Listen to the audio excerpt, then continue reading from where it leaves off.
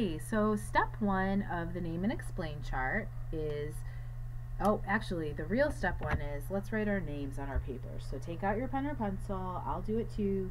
Write your name at the top of your paper and put your class period, because if your teacher drops the stack of papers and has to put them back by class period, it's easier if you have written your class period on the paper. Alright, so that's the real step one. But now the other step one says start at the bottom of the poem and scan over the lines backwards.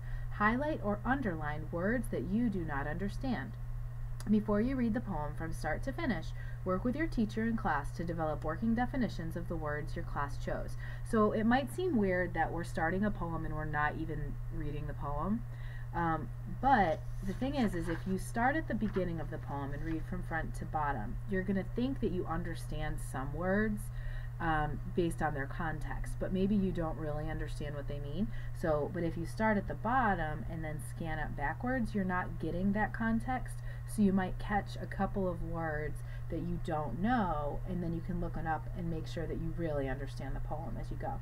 So I'm going to highlight a couple that are sticking out to me as I'm going up through, and you should do the same thing. You should pick your own words, because the words that I know and the words that you know are different, so we might highlight or underline different words.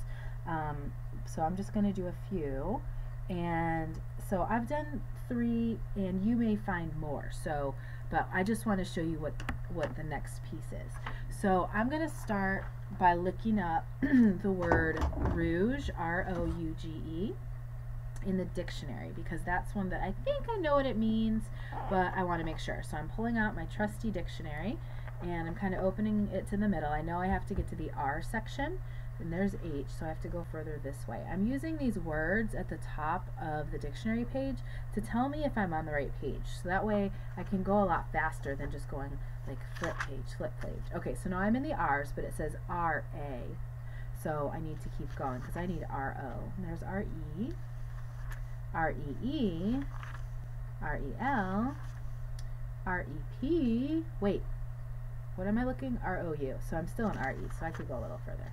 So there's R-H, oh, R-O-U-T. Okay, I'm looking for R-O-U-G-E, and that's a T, so I need to go back. I'm a little too far ahead. Let me try the beginning. Yeah, oh my gosh, look at that. It was at the top of this next page. So that's amazing.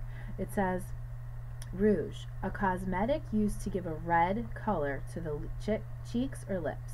A red powder consisting essentially of ferric oxide used for polishing.